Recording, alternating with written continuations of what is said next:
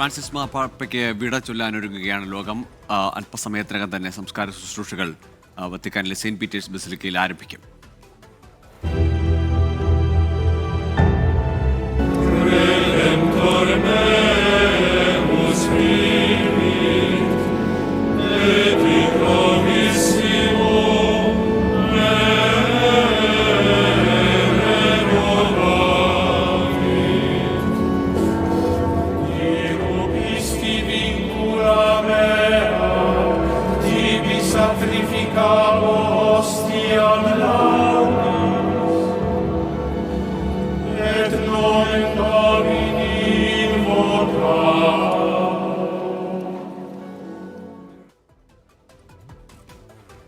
മാർപ്പാപ്പയ്ക്ക് വിട ചൊല്ലാൻ ലോകം. ഇന്ത്യൻ സമയം ഉച്ചയ്ക്ക് 1:30-ക്കാണ് സംസ്കാര ചടങ്ങുകൾ. കർദിനാൾ സംഘത്തിന്റെ തലവൻ ജൊവാനി ബാറ്റിസ്റ്റയുടെ മുഖ്യ കാർമ്മികത്വത്തിലാണ് ചടങ്ങുകൾ.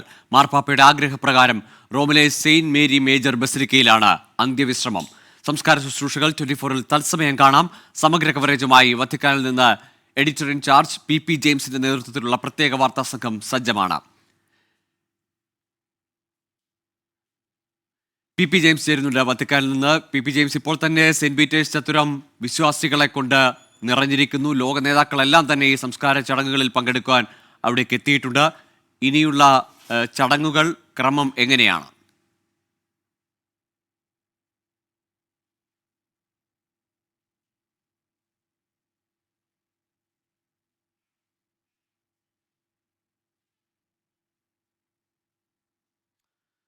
ഫ്രാൻസിസ് മാർപ്പാപ്പയ്ക്ക് വിട ചൊല്ലാനൊരുങ്ങുകയാണ് ലോകം. ഇന്നലെ രാത്രി തന്നെ പൊതുദർശനം അവസാനിച്ചിരുന്നു.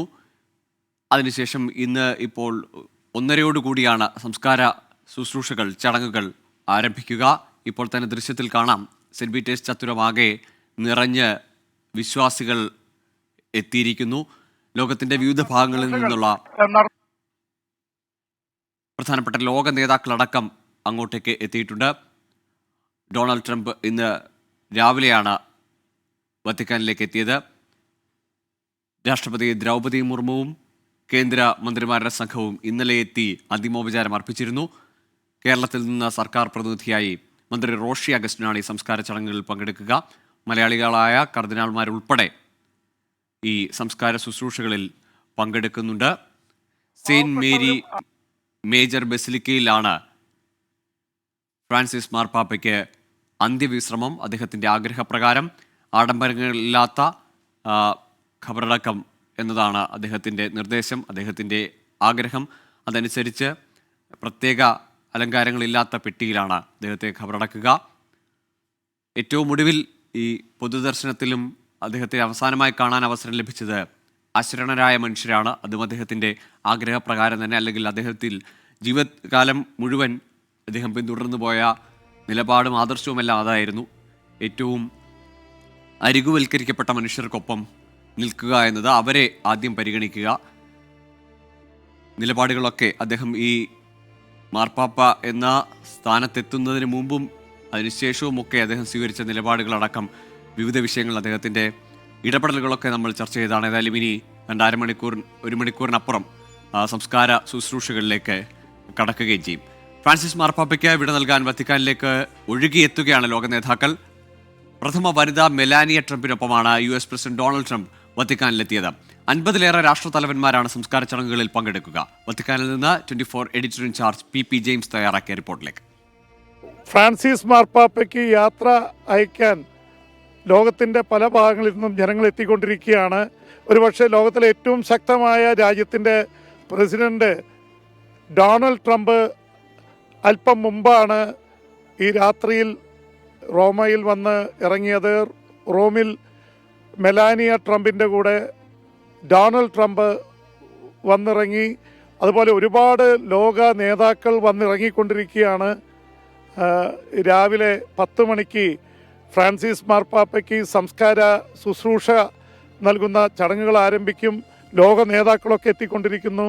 ഉക്രൈൻ യുദ്ധം നടക്കുന്ന ഉക്രൈൻ്റെ Vladimir Zelensky, French president Emmanuel Macron, British പ്രധാനമന്ത്രി കെയർ സ്റ്റേർമർ അടക്കം 50-ലേറെ ലോക രാഷ്ട്രത്തലവന്മാർ ഇവിടെ എത്തുന്നുണ്ട്. ലക്ഷക്കണക്കിന് ആൾക്കാരാണ് മാർപ്പാപ്പയെ നേരിട്ട് വന്ന് കണ്ടത്. ഇന്നലെ രാത്രിയോടെ ആ പൊതുക്കാഴ്ച നിർത്തിവെച്ചു. അവിടെ വാതിലുകൾ പൂട്ടി സീല് വെച്ചു. വത്തിക്കാന് പുറത്തുള്ള സെൻറ് മേരീസ് മേജർ എന്നറിയപ്പെടുന്ന ബസിലിക്കയിൽ വെച്ചാണ് ഫ്രാൻസിസ് മാർപ്പാപ്പയ്ക്ക് അന്തിമ അഭിവാദ്യം അർപ്പിക്കുകയും അവിടെയാണ് കബറിടം ഒരുക്കിയിട്ടുള്ളത്. ഒരുപക്ഷെ ഏറ്റവും ലളിതമായിട്ടുള്ള ശവക്കല്ലറയാണ് ഒരുക്കിയിട്ടുള്ളത്. അവിടെ ഫ്രാൻസിസ്കൂസ് എന്ന് എഴുതി വയ്ക്കുന്നു. അതുപോലെ തന്നെ മാർപ്പാപ്പയുടെ കഴുത്തിൽ അണിഞ്ഞിരുന്ന മാലയിലെ കുരിശും അവിടെ ആലേഖനം ചെയ്യും. അവിടുത്തെ കല്ലറയിൽ ഉപയോഗിച്ചിരിക്കുന്ന കല്ലിൻ്റെ പ്രത്യേകത അത് ഇറ്റലിയിലെ മാർപ്പാപ്പയുടെ മുതുമുത്തച്ഛന്മാർ വരുന്ന നാട്ടിൽ നിന്ന് കൊണ്ടുവന്നതാണ്. മരണപത്രത്തിൽ എഴുതി വെച്ചതാണ്. എൻ്റെ മതുമുത്തശ്ശന്മാർ ജീവിച്ചിരുന്ന സ്ഥലത്തു നിന്നുള്ള കല്ലുകൾ കൊണ്ട് വേണം എൻ്റെ ശവക്കല്ലറ തീർക്കാൻ. ഒരുപക്ഷെ ഫ്രാൻസിസ് മാർപ്പാപ്പയെക്കുറിച്ചുണ്ടായിരുന്ന ഒരു ആക്ഷേപം വലിയ പ്രോഗ്രസീവായിരുന്നു, പാരമ്പര്യങ്ങളെ തട്ടിത്തെറിപ്പിച്ച ആളാണ് എന്ന് പറയുമ്പോൾ തന്നെ പാരമ്പര്യത്തിൽ തന്നെ ഞാൻ മുറുകെ പിടിച്ചുകൊണ്ടാണ് പുതിയ മാറ്റം കൊണ്ടുവന്നതെന്ന് ഒരുപക്ഷെ മാർപ്പാപ്പ പ്രതീകാത്മകമായി പറയുകയായിരിക്കാം. കാരണം തൻ്റെ നാട്ടിലേക്ക് എല്ലാവരും ആഗ്രഹിക്കുന്നതാണ് തൻ്റെ റൂട്ട്സിലേക്ക് മടങ്ങുക. ഇറ്റലിയിലെ ആ റൂട്ട്സിലേക്കാണ് മാർപ്പാപ്പ മടങ്ങിയിരിക്കുന്നത്. ആ ഇറ്റലിയിൽ അവിടുന്ന് കൊണ്ടുവന്ന കല്ലറയാണ്. ആ കല്ലറയിൽ 4 രാജ്യങ്ങളെ പ്രതിനിധീകരിച്ചുകൊണ്ടുള്ള കുട്ടികൾ മാർപ്പാപ്പയ്ക്ക് റോസാ പുഷ്പങ്ങൾ അർപ്പിക്കും. അവിടെയുള്ള ചടങ്ങുകൾക്കിടെ അവസാനമാണ് മാർപ്പാപ്പ മണ്ണിനോട് ചേരുന്ന അല്ലെങ്കിൽ കല്ലറയിലേക്ക് എടുത്തു വയ്ക്കപ്പെടുക. ഒരു മാർപ്പാപ്പയും ഇതുപോലെ ഇത്രയും ലളിതമായിട്ടുള്ള ചടങ്ങിൽ ശവക്കല്ലറയിലേക്ക് പോയിട്ടില്ല. ഒറ്റ മരത്തടിയിലുള്ള വളരെ സാധാരണക്കാർക്കുള്ള ഒരു ശവമഞ്ചത്തിലായിരിക്കും തന്നെ അടക്കേണ്ടതെന്ന് മാർപ്പാപ്പ എഴുതി വച്ചിരുന്നു. അത് ആ എഴുതിയ വെപ്പ് അല്ലെങ്കിൽ മരണപത്രം അനുസരിച്ചുകൊണ്ട് തന്നെയുള്ള സംസ്കാര ക്രിയകളാണ് നടക്കാൻ പോകുന്നത്. മാർപ്പാപ്പ ഇവിടെ ജീവിച്ചിരുന്നു എന്നുള്ളത് ഒരുപക്ഷെ അവിടെ എത്തുന്ന ഇനി തീർത്ഥാടകരായി എത്തുന്ന ലക്ഷക്കണക്കിന് ആൾക്കാരായിരിക്കും മാർപ്പാപ്പയ്ക്ക് വേണ്ടി, ഫ്രാൻസിസ് മാർപ്പാപ്പയ്ക്ക് വേണ്ടി സാക്ഷ്യം പറയുക.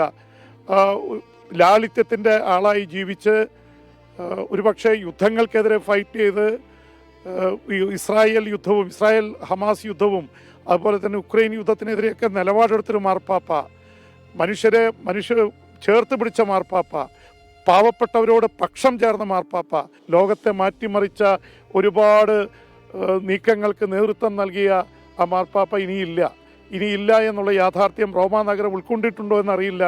ഈ നിശബ്ദ മണിക്കൂറിൽ ഒരുപക്ഷെ നിശബ്ദ മണിക്കൂറിൻ്റെ ആഴത്തിൽ മാർപ്പാപ്പയുടെ നിലപാടുകൾ അത് ദിഗന്ധത്തെ ഭേദിക്കുമാറ് ഇവിടെ നിലകൊള്ളുന്നുണ്ട് മാറ്റൊലിയായി.